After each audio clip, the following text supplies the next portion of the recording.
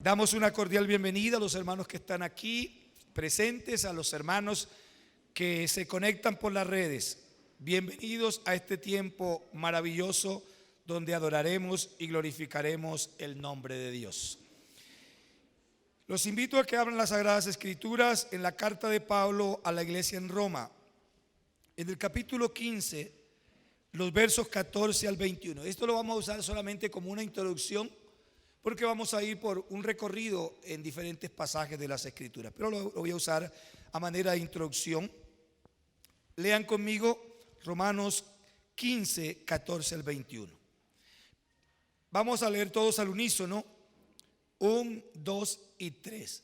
Pero estoy seguro de vosotros, hermanos míos, lean conmigo, de que vosotros mismos estáis llenos de bondad, llenos de todo conocimiento, de tal manera que podéis amonestaros los unos, mas os he escrito, hermanos, en parte con atrevimiento, como para haceros recordar por la gracia que de Dios me es dada, para ser ministro de Jesucristo a los gentiles, ministrando el evangelio de Dios, para que los gentiles sean ofrenda agradable, santificada por el Espíritu Santo.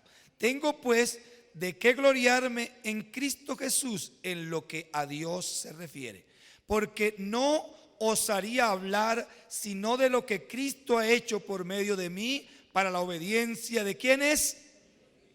Con la palabra y con las obras, con potencia de señales y prodigios en el poder del Espíritu de Dios, de manera que desde Jerusalén, ojalá leamos con alta voz allí, de manera que desde Jerusalén y por los alrededores hasta Ilírico, todo lo he llenado ¿de qué? Aleluya. Y de esta manera me forcé a predicar el evangelio, no donde Cristo ya hubiese sido nombrado, para no edificar sobre fundamento ajeno, sino como está escrito: aquellos a quienes nunca le fue anunciado acerca de él verán, y los que nunca han oído de él entenderán. Gloria a Dios. Hoy quiero compartir con ustedes el tema. Pueden sentarse los hermanos que están de pie. El tema de hoy titula La iglesia, un proyecto en común. La iglesia, un proyecto en común.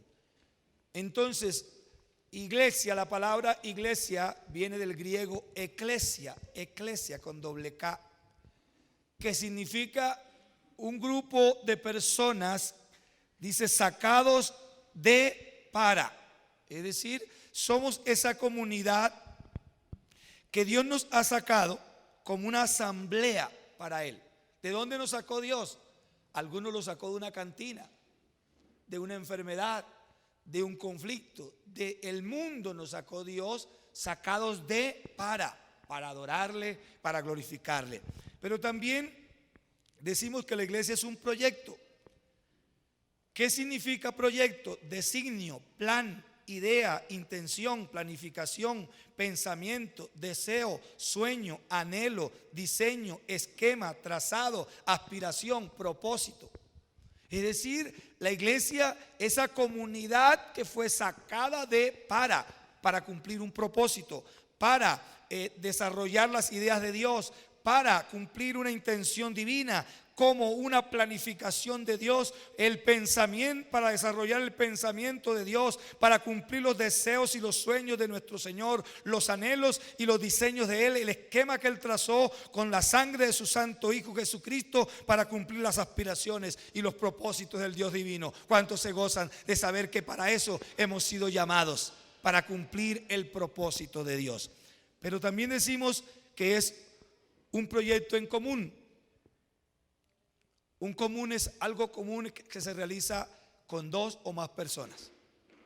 La iglesia como comunidad es el grupo de personas que desarrollamos los proyectos de Dios en común, que desarrollamos la vida en común.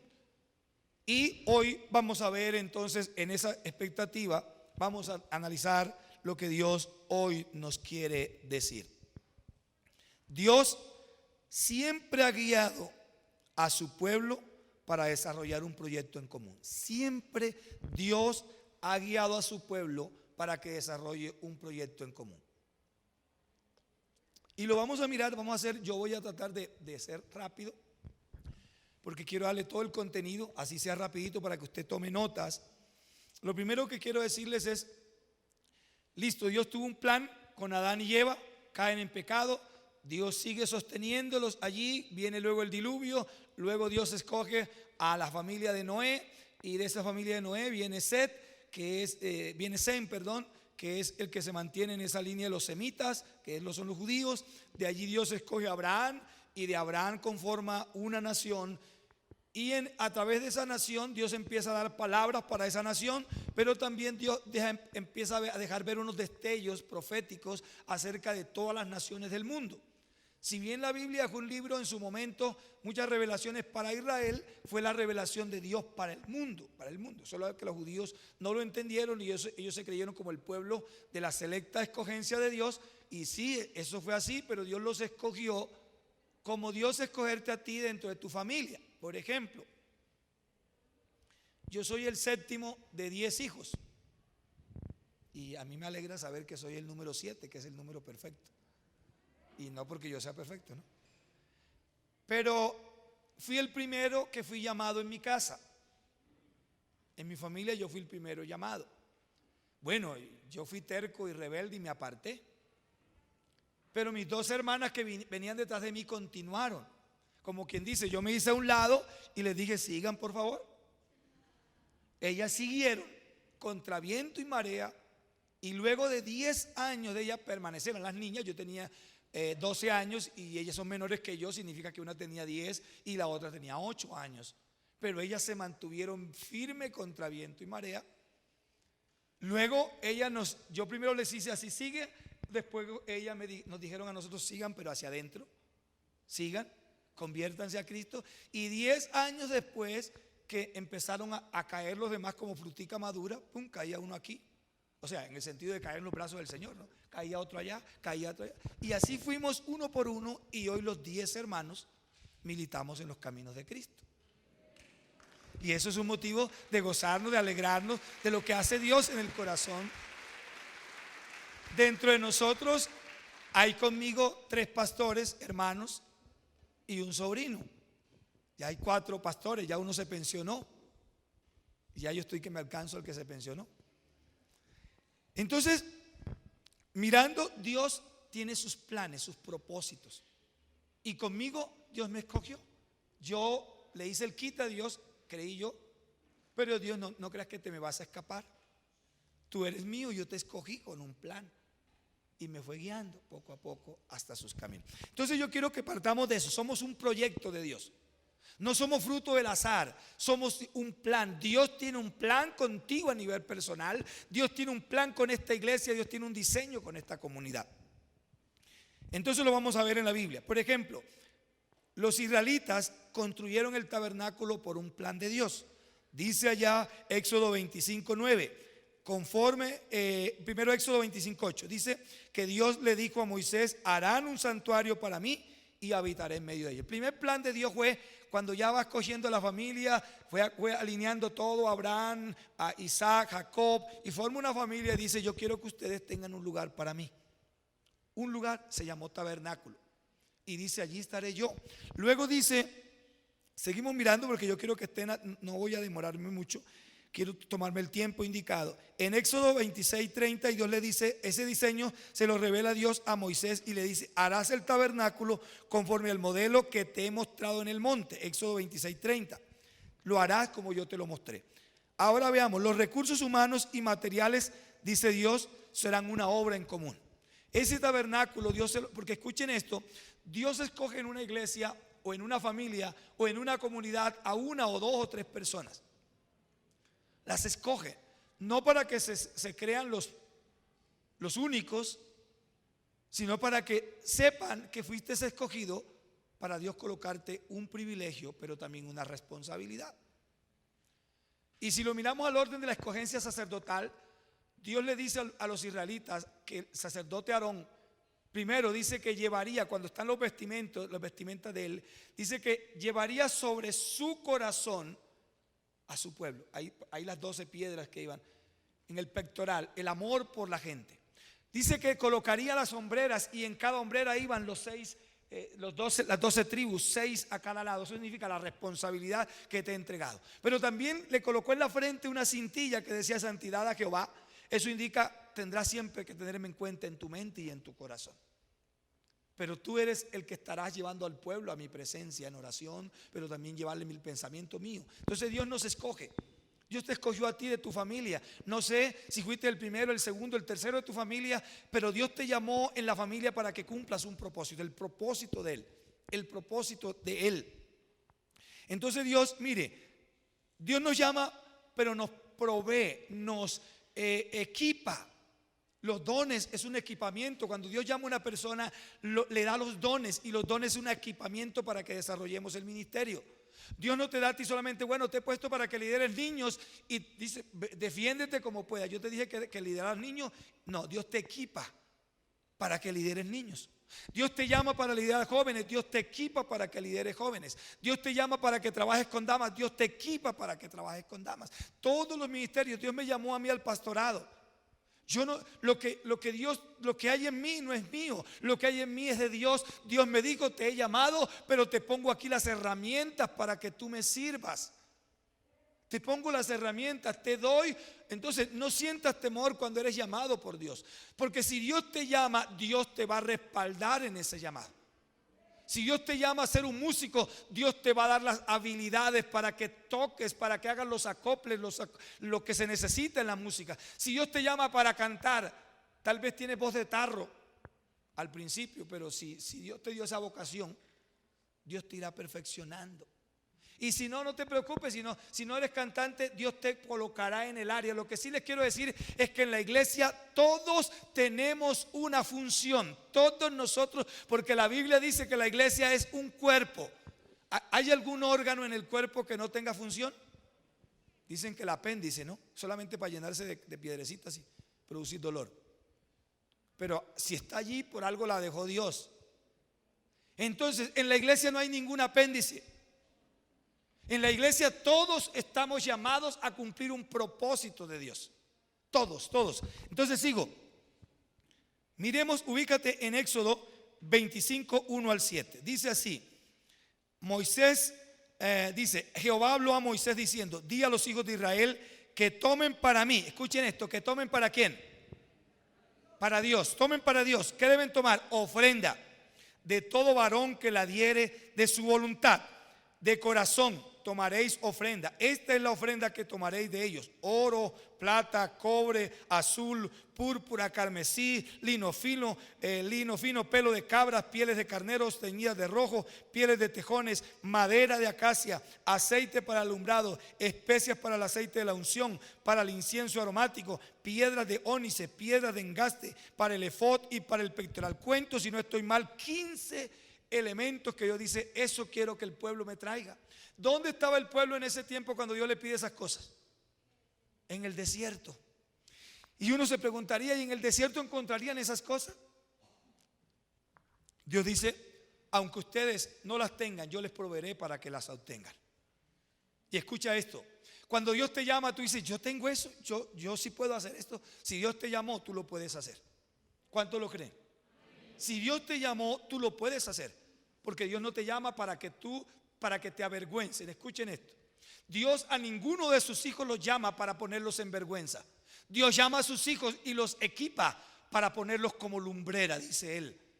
Para ponerlos como lumbrera, para ponerlos como sal, como luz, para ponerlos como instrumento de su justicia. Me impacta en el libro de Zacarías que dice que nos ha puesto como, digamos, ese término suena un poco difícil, ¿no? Pero dice que nos ha puesto como su caballo de honor en la guerra. Nos ha puesto como su caballo de honor. O sea que somos, no es cualquier caballo, no es el machito de arriar leña, no, nos ha puesto como su caballo de honor. El que usaba el rey, el principal, que cuando ese caballo iba, la gente quedaba boquiabierta. Así te ha puesto Él. Que cuando la gente te vea, no por lo que eres tú, no por lo que soy yo, por lo que es Él en ti y por lo que Él es en mí. Eso hará que la gente, dice la Biblia, se pondrán la mano en la boca, se llevarán la mano a la boca y dirán: ¿y este no es el hijo de fulano? ¿Qué decían de Jesús? ¿No es este el hijo de José, de María? No está. Pero no es lo que eres tú en ti mismo, es lo que Dios te hace que tú seas en Él. Es lo que Dios hace que yo sea en Él. Entonces ya vemos que Dios ahora llama, pero le dice: me traerán esto. Seguimos. Dios le revela a Moisés los materiales, las medidas, las cantidades, la ubicación de cada uno de esos componentes en el tabernáculo. No lo vamos a leer, pero la cita bíblica es Éxodo 26, 1 al 37. Allí anota la cita y usted en casa la puede mirar. Allí Dios dice: me traerán esto, las cortinas serán de tal color, las harán de tales materiales, usarán madera de tal cosa, usarán ganchos de esto. Dios da toda la descripción. Yo no la vamos a leer porque es bastante larga, pero te la dejo allí. Como Dios llamó, dice: construyeme esto, pero no dice: bueno, Moisés, tú verás cómo lo haces. No, Él le va dando todas las cosas a Moisés. Dios te llamó a ti y me llamó a mí para ir haciendo las cosas. Otro aspecto, Dios le dice a Moisés que ha puesto junto a él un equipo de expertos para desarrollar. Porque cuando Dios le muestra el tabernáculo a Moisés con tantas cosas, yo creo que Moisés dijo: ay, mamita mía, ¿y yo cómo hago esto? Señor, tú me muestras todas estas cosas. Nosotros estamos en el desierto. ¿Cómo te construimos esa tienda portátil? Yo no sé. El día que Dios me llamó a mí, casi me pasa lo de Samuel, lo de Saúl. El primer día le dije al Señor, ¿te acuerdas que Saúl, cuando Dios lo llama por medio Saúl, cuando Dios lo llama por medio de Samuel, Saúl se va feliz? Wow, me ungió, y dice que el Espíritu Santo vino sobre él y profetizaba, y todo lo que le dijo Samuel se cumplió. Pero él dijo: tal día iré allá y te presentaré al pueblo. ¿Qué pasó cuando reunieron al pueblo y fueron a llamar a Saúl? Saúl no aparecía. Saúl se metió por allá por un bagaje. Y lo tuvieron que traer así, y dice que sobresalía de todos los hombres, pero ahora estaba chiquitico, venía aquí así. Cuando Dios nos llama, nos sentimos incompetentes. Y escucha esto, esa es la verdad, porque no somos competentes. No es la competencia mía, es la gloria de Dios operando en un hombre y en una mujer a quien Él llama. No es la gloria del hombre la que brilla, sino la de Dios en esa persona. Y Dios te ha llamado a ti, te ha puesto para que brilles, para que brilles. Te leo ahora este texto. Entonces Dios le dice en Éxodo, lean conmigo Éxodo 31, 1 al 6. Habló Jehová a Moisés diciendo: mira, yo he puesto, mire, allá dice: constrúyeme un tabernáculo. Estas serán las cosas que me traerán. Ahora dice: mira, préstame atención. Así Dios te dice hoy: mírame que te quiero hablar. Mírame que quiero darte un mensaje. Mírame que te quiero sanar. Mírame que te quiero empoderar. Y le dice: mira, yo he llamado por nombre a Bezaleel. ¿Sabes qué? Dios te llama por tu nombre. Dios sabe que yo me llamo Bernardo. Dios sabe que tú te llamas Juan, Pedro, María, Erika, Carla. Dios te llama por tu nombre. Yo lo he puesto a él. Él es hijo de Uri. Es de Ur, de la tribu de Judá. Y escucha esto: lo he llenado de mi espíritu. Si Dios te está llamando, te está llenando de su espíritu. ¿Tú crees esa verdad? Dios no te trajo a esta iglesia solamente para ocupar una silla allí. Dios te trajo porque eres una vasija y te está llenando.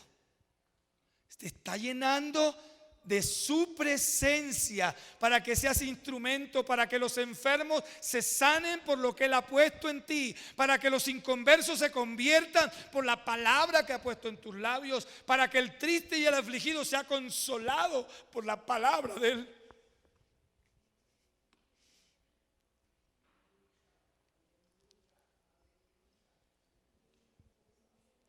Para eso nos llamó el Señor. Él nos llamó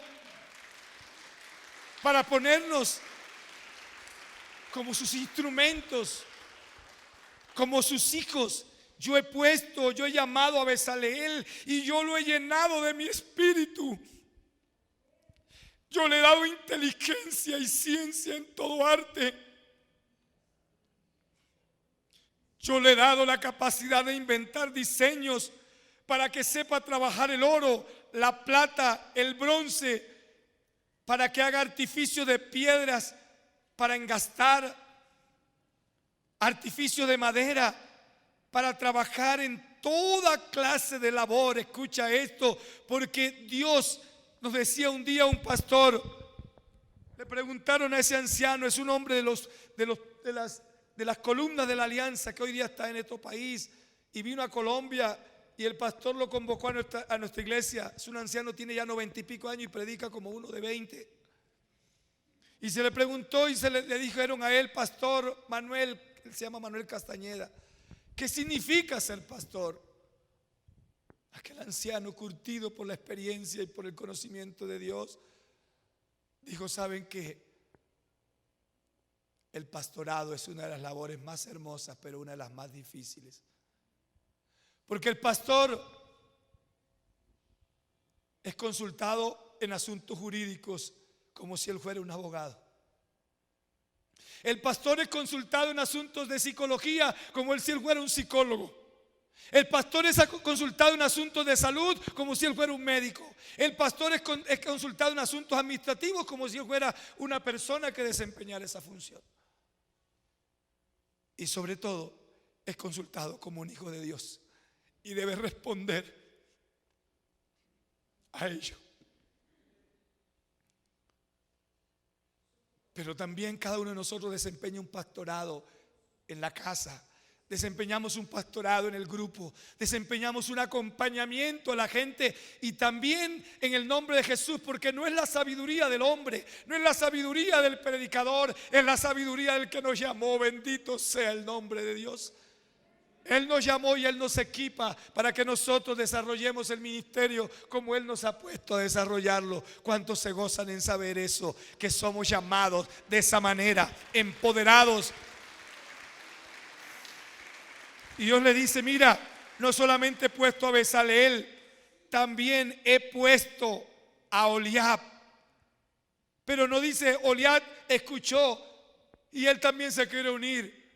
No, él dijo, yo también he puesto a Oliab, hijo de Isamac, de la tribu de Dan. Mira esto, y he puesto sabiduría en el ánimo de todo sabio de corazón. Dice, puse a 2 líderes, pero a esos 2 líderes tampoco los dejo solos. He puesto también en un conjunto de sabios que he ubicado cerca de ellos para que hagan mi labor, para que hagan mi trabajo, para que hagan todo lo que te he mandado. Miren cómo el pueblo desarrolló el proyecto de Dios en común. Pues Dios ha dicho, listo, entonces Dios se la reveló a Moisés. Moisés, defiéndete como puedas. Listo, Dios equipó a Oliab y Bezaleel. No, ahora Dios trae al pueblo. Trae al pueblo. Y mira lo que dice ahora Éxodo capítulo 35, 20 al 29. Salió toda la congregación. ¿Quiénes salieron? ¿Salieron quiénes? Toda la congregación de los hijos de Israel de delante de Moisés. Y escucha esto, presten atención a esas palabras. Vino todo, vino mujer, vino todo varón a quien su corazón estimuló. ¿Quién lo estimuló? Dios. Dios lo estimuló. Y todo aquel a quien su espíritu Dios le dio voluntad, con ofrenda vino a Dios para la obra del tabernáculo de reunión y para toda su obra, para las sagradas vestiduras. Escucha esto, vinieron así hombres como ¿qué? Hombres como ¿qué? Dios, ¿a quién está llamando? A hombres y mujeres, sean infantiles, prejuveniles, jóvenes, adultos o adultos mayores. Dios está llamando a hombres y mujeres. Vinieron, aquí ustedes están respondiendo ese llamado. Vinieron hombres y mujeres. Seguimos. Todos los voluntarios, todo de corazón, trajeron cadenas, zarcillos, anillos, brazaletes, toda clase de joyas de oro. Recuerde que Dios le dijo al pueblo de Israel que cuando lo sacara de Egipto lo sacaría con grandes riquezas. ¿Sabe por qué? Porque ya Dios sabía para qué necesitaba toda esa riqueza. Y no eran riquezas para ellos, porque uno dice, no, es que esta cadena de oro, ¿cómo la voy a entregar yo? No, eso no lo entrego yo. Eso es mío. Y yo no te estoy pidiendo cadena de oro esta mañana, no. Sino lo que quiero decir es cómo Dios lo que nos los da para que lo coloquemos a su servicio. Le dio, salieron llenos de oro de Egipto. Pero Dios dijo, en el camino yo sé para qué. Llévalo, mijito, cárgalo, luce, que te queda hermoso. Mira cómo te ves hermosa, mujer, con ese prendedor. Pero ¿sabes qué? Más ratico me lo tienes que entregar. No, señores, eso es mío. Nosotros nos apegamos a las cosas. Y yo les he dicho a ustedes que me tocó derramar lágrimas, porque cuando fui llamado para venirme para acá, y cuando yo no quería soltar a Neiva, una madrugada que no podía dormir, ya eran como las 3 de la mañana y no había podido conciliar el sueño, y le dije, Señor, tal vez quieres que ore. Y me levanté y me postré y me arrodillé desde las 3 de la madrugada, y ahí me amaneció, porque cuando Dios me dijo, es que tú te apegas mucho a las cosas y a las personas, me fui en llanto y me acordé que tenía un carrito modelo 80 y pico, porque me apegué a él. Y como no me pedía nada el carrito, era muy bueno. Mis hijos me decían, claro, los muchachos ya le daba pena salir con el papá en un carrito viejito. Papá, ¿por qué no cambia de carro? No, ese carro es muy bueno. Tenía una moto y mi hijo decía, papi, ¿por qué no la vendí y comprar? No, esa moto es muy buena. ¿Cuánto nos apegamos a las cosas? ¿Cuánto nos apegamos a las personas? Si nos apegáramos así a Dios, si nos apegáramos así a los designios de Dios, si nos apegáramos así a la palabra de Dios, qué cosas grandes haría el Señor con nosotros si hiciéramos eso. Bendito sea el nombre de Dios. Dios llama a todos ellos y dice que todos vinieron. Seguimos. Eso fue en la construcción del tabernáculo. En la construcción del templo, el rey David organizó todo. Dice, David dio a Salomón su hijo el plano del pórtico. Eso está ya en primer libro de Crónicas 28, 11 a 12 y 19. Dice así, David dio a Salomón su hijo el plano del pórtico del templo, sus casas, sus tesorerías, sus aposentos, sus cámaras y la casa del propiciatorio, asimismo el plano de todas las cosas que tenía en mente para los atrios de la casa de Jehová, para todas las cámaras alrededor, para la tesorería de la casa de Dios, para la tesorería de las cosas santificadas. Dice David, todas estas cosas, dijo David, me fueron trazadas por la mano de Dios. Es decir, David dice, yo recibí el diseño de Dios y se lo estoy revelando a mi hijo. ¿Sabes qué? Dios te llamó y te quiere dar los planos de lo que Él quiere que hagas. Eso es lo que Dios quiere. Voy a avanzar. David apartó del tesoro de él y el tesoro nacional para la construcción del templo. Eso está, allá ubícate en Crónicas también. Y eso está en Primera de Crónicas 28, 15 al 18. Dice, y dio David oro en peso para las cosas de oro, para todos los utensilios de cada servicio, y plata en peso para todas las cosas de plata, para todos los utensilios de cada servicio, oro en peso para los candeleros de oro y para las lámparas, en peso el oro para cada candelero y sus lámparas, y para los candeleros de plata, plata en peso para cada candelero y sus lámparas, conforme al servicio de cada candelero. Asimismo dio oro en peso para la mesa de la proposición, para cada mesa, del mismo modo plata para las mesas de plata, también oro puro para los garfios, para los lebrillos, para las copas, para las tazas de oro, para cada taza por peso, y para cada una de las tazas de plata por peso para cada taza. Además propuso oro puro en peso para el altar del incienso y para el carro de los querubines de oro con las alas extendidas cubrían el arca del pacto. David da todo. Pero luego David dice en 1 Crónicas 29, 3 al 5, además, aparte de lo que ya he conseguido, por amor del templo de mi Dios, entrego para el templo todo el oro y toda la plata que poseo. O sea, David no solamente entregó del fisco de la nación, sino que entrega su herencia. Y le dice, esto yo lo he guardado. Y quiero simplemente leerle a ustedes que en peso, equivalente hoy para nosotros en medidas conocidas, porque entonces la tomé ahora de la NBI para que miremos. Dice entonces, 100,000 kilos de oro de Ofir. Yo no sé eso, no me lo imagino. 100,000 kilos de oro, 230,000 kilos de plata finísima para recubrir las paredes de los edificios, para todos los objetos de oro y de plata y para toda clase de trabajo que hagan los orfebres. Eso está en 1 de Crónicas 29, 3 al 5. David promueve la cooperación. Eso lo hizo David, es todo y yo. Pero ahora David, como estamos diciendo que la iglesia es un proyecto en común, ahora ¿qué hace David?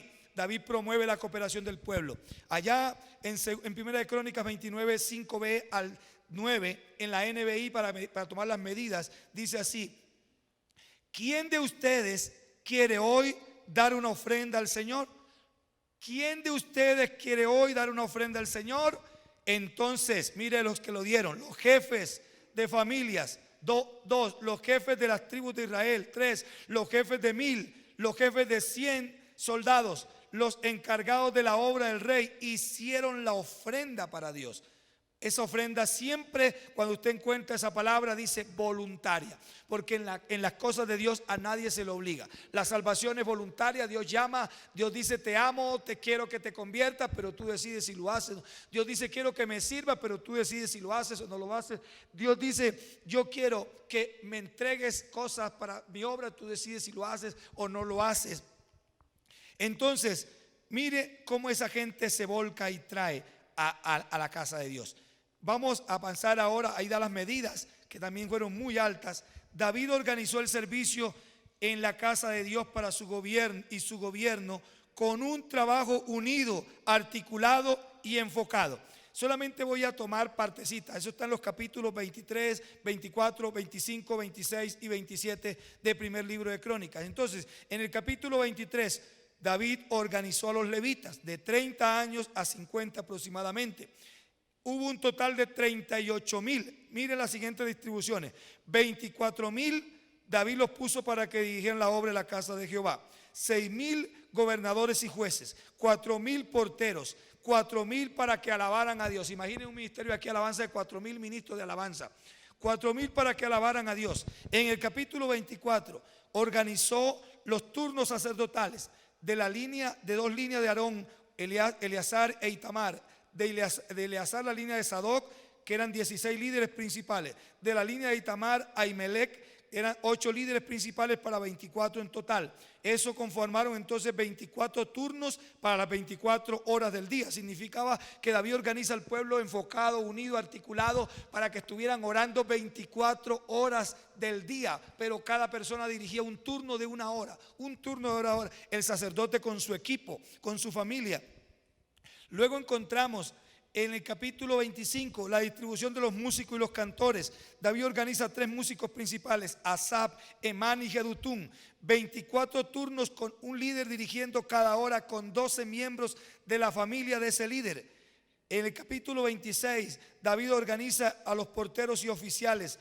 Las puertas, se mencionan 4 puertas: la del norte, la del sur, la del oriente y la occidente.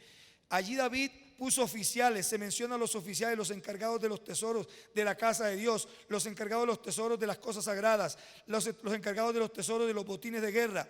En el capítulo 27 David organiza a los servidores del gobierno. Cada mes, escuchen esto, mire, cada mes había un líder principal que dirigía 24,000 personas para que sirviesen en los negocios de las divisiones del gobierno de David. En cada tribu había un líder que se encargaba de las diligencias comunales de esa tribu. Todo mire, enfocados, unidos, articulados. ¿Cómo estamos trabajando nosotros? Unidos, articulados y enfocados. Pero eso no es un invento, eso lo encontramos en la Biblia. Seguimos, vamos a ir ahora a la iglesia. Bueno, Salomón construyó un equipo de obreros y supervisores para construir el templo. Así, mire, ubícate en segundo libro de Crónicas 2, 1 y 3. Entonces, primero, determinó Salomón edificar casa al nombre de Jehová, casa para su reino. Y dice así: designó Salomón 70,000 hombres para que llevaran la carga, 80,000 hombres para que cortasen la madera, y 3.600 para que vigilaran el trabajo. Es decir, que Salomón buscó también un trabajo unido, articulado, enfocado, con 153.600 personas trabajando a diario para construir el templo. Lo que estamos haciendo hoy, ¿para qué es? ¿Se acuerdan de la actividad que tenemos hoy? Para el templo. ¿Qué le pedimos a ustedes? Que compren un almuerzo. Tenemos, mire, esto es bíblico, ¿no? Cómo la Biblia organiza las cosas. Seguimos, vamos a mirar la iglesia. En cuanto a la iglesia es un proyecto de, bueno, la iglesia, gente diversa con un proyecto en común. Somos tan diferentes. Yo soy tan diferente a ustedes. Ustedes son tan diferentes a mí. Pero ¿sabes qué? Somos como la llave y el candado. Somos como la llave y el candado. Dios nos ha puesto para que nos acoplemos. Dios, yo creo que me envió aquí para que yo me acople al trabajo, para que ustedes se acoplen al trabajo y para que juntos el sueño que Dios tiene aquí, que lo puso en el corazón del siervo Gonzalo y ahora en el corazón de ustedes y en mi corazón, para que la obra en Suba crezca y florezca como Él lo quiere y como Él lo sueña. Y por eso está usted aquí. Tal vez algunos dicen: ¿yo por qué llegué a esta iglesia? Yo no sé por qué estoy aquí. ¿Sabes qué? Sepa hoy su destino. Dios lo trajo aquí para impulsar la obra en la Alianza Cristiana en Suba. No lo llevó a otra comunidad, lo trajo aquí. Entonces disfrute la estadía aquí, disfrute el servirle a Dios aquí. Póngase la mano en el corazón y diga: yo le voy a servir a Dios en este lugar, con mi alma, con mi corazón, con mis recursos, con mi vida. Voy a entregarme a Dios. La iglesia es una comunidad de unos a otros. Voy solamente a leerles. La iglesia es una entidad donde debemos amarnos mutuamente. Dice Primera de Juan 4, 7, 8 y 11: amados, ámense, amémonos unos a qué, porque el amor es de Dios. ¿De quién es el amor? O sea que si usted quiere amar, ¿a quién debe acudir? A aquellos que dicen: uy, se me murió el amor. Entonces se le murió Dios dentro del corazón. Se me acabó el amor. Entonces, si se acabó el amor, se acabó Dios dentro de ti. Escucha esto: el amor es de Dios. Y mira lo que sigue: todo aquel que ama, ¿qué pasa? Repita conmigo: todo aquel que ama es nacido de Dios. Es nacido de Dios todo aquel que ama. Y escuchen esto: y no solamente es nacido de Dios, sino que conoce a Dios. El que no ama,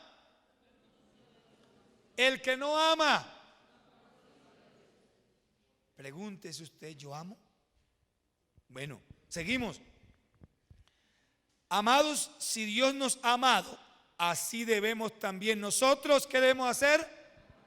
¿Cómo debemos amarnos? Unos a otros. Otro aspecto: la iglesia es donde se vive un servicio mutuo. Gálatas 5:13 dice: porque vosotros, hermanos, a libertad fuisteis llamados, solamente que no uséis la libertad como ocasión para la carne, sino servíos por amor los unos a los otros. ¿A qué nos llama el Señor? A servirnos unos a otros. Otro aspecto: lleven las cargas mutuamente. Gálatas 6:2: lleven los unos las cargas de quienes y cumplan así la ley de Cristo. ¿Cuál es la ley de Cristo? El amor. Esa es la ley de Cristo. Otro aspecto: tolerancia mutua. Que vivan con humildad. Efesios 4:2: que vivan con toda humildad y mansedumbre, con paciencia, sopórtense. Diga conmigo: debo soportarnos. O debemos, diga, debemos soportarnos los unos a los otros. ¿Qué decimos? No lo soporto. ¿Pero qué nos manda Dios? ¿Sabes? ¿Has ido alguna vez a un río? Cierto que las amas de casa, las señoras, van buscando esas piedras bonitas, lisitas, y ay, para machacar el ajo, para no sé qué, para la puerta. ¿Sabes por qué están esas piedrecitas así lisitas? Porque un día esa piedra se desprendió por allá en la cabecera del río y empezó a chocar una con otra, una con otra, una con otra. Y todas las asperezas de esas piedras fueron quedando. Y un día tú encontraste una piedra tan bonita. ¿Sabes cómo se pule el carácter? En esas fricciones que tenemos. Pero en esas fricciones no para odiarnos, en esas fricciones no para castigarnos, en esas fricciones no para criticarnos, en esas fricciones para quitar las asperezas y un día poder mirar al rostro del hermano y decir: te amo, porque ha sido la piedra que me has limado, ha sido la piedra que me ha sacado filo, pero no para cortar a los demás, sino para cortar al enemigo, trazarle la cabeza. Pero también la iglesia estamos llamados a desarrollar un proyecto mutuo. Filipenses 2:2 dice: completad mi gozo sintiendo lo mismo, teniendo el mismo amor, unánime, sintiendo una ¿qué? Una misma cosa. Yo los llamo a que sintamos aquí una misma cosa, a que trabajemos unidos, articulados y enfocados con el proyecto que Dios nos ha puesto a realizar aquí, a que trabajemos unidos y articulados a organizar este templo, a que trabajemos unidos y articulados a organizar el parqueadero, a que trabajemos unidos, articulados y enfocados trabajando en los grupos de vida, ganando almas, llevando el crecimiento de la iglesia, consolidando el trabajo en la iglesia. Pero también la iglesia es una comunidad de cuidado mutuo. Primera de Crónicas de Corintios 12:25 dice: para que no haya desavenencia, es decir, desacuerdos en el cuerpo, sino que los miembros todos se preocupen los unos. Si usted no ve al hermanito hoy, pregúntese: oiga, no veo al hermanito tal, oiga, no la vi. Si usted tiene el teléfono, llámele: hermana, no la vi hoy en la iglesia. No por chisme, no, hermana, está enferma. Porque a veces nos enfermamos y no comunicamos las cosas. Qué bueno que la iglesia, el día que usted no ve a un hermano, llegue a casa y lo llamemos: hermano, no lo vi en la iglesia. Hermano, ha estado enfermo, ha estado enferma. Los unos a los otros. Seguimos en esa ayuda, en ese cuidado mutuo. Dice Santiago capítulo, en el cuidado mutuo, Santiago capítulo 4 versículo 13 dice: hermanos, no murmuréis los unos. ¿No qué? Si usted había murmurado, dígale: Señor, perdóname, me le voy a poner un freno a mi boca. No murmuren, no murmuren los unos de los otros. En lugar de murmurar, ¿qué tengo que hacer? Voy y hablo con el hermano: ¿por qué me hizo tal cosa? Mire lo que dice ahora Romanos 14:13. No nos juzguemos los unos a los otros. ¿Qué no debemos hacer? No juzgarnos los unos a los otros. Mire lo que dice Romanos 15:14. Amonestaros los unos a los otros. ¿Qué es amonestaros? Decirnos las cosas: hermano, esto yo no estoy de acuerdo, yo no lo veo bien. Yo les digo a ustedes, cuando ven que yo hago algo incorrecto, acérquense, díganme: pastor, no me parece, yo creo que no está bien, porque yo no soy Dios, yo me equivoco también. Seguimos. Dice, por lo cual, allá en 1 Tesalonicenses 5:11 dice: por lo cual animaos los unos a los otros, edificaos unos a otros, así como lo hacéis. En Hebreos 13 dice: exhortense los unos a los otros cada día. Allá en Santiago 4:11 dice: no hablen mal los unos de los otros.